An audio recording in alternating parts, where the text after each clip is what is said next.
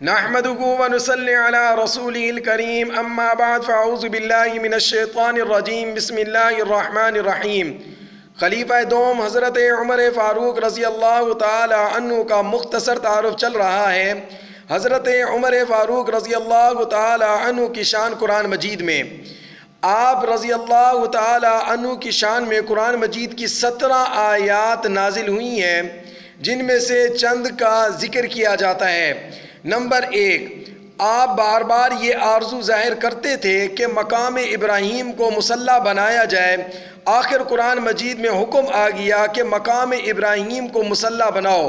ارشاد باری تعالیٰ ہے وَاتَّخِذُوا مِن مَّقَامِ إِبْرَاهِيمَ مُصَلًّى۔ نمبر 2، بدر کے قیدیوں کے بارے میں آپ کی رائے یہ تھی کہ ان سے فدیہ نہ لیا جائے بلکہ سب کو قتل کر دیا جائے۔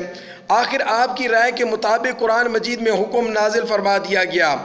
نمبر 3، شراب کی حرمت کے بارے میں بھی آپ کی بڑی تمنا تھی کہ شراب کو حرام کر دیا جائے۔ آخر قرآن مجید میں شراب کی حرمت کا حکم بھی آ گیا۔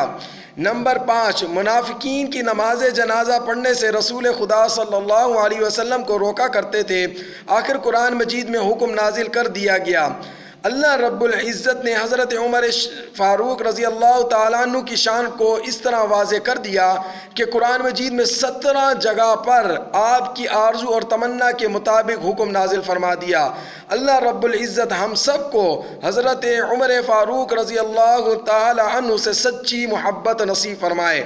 وآخر دعوانا ان الحمد للہ رب العالمین۔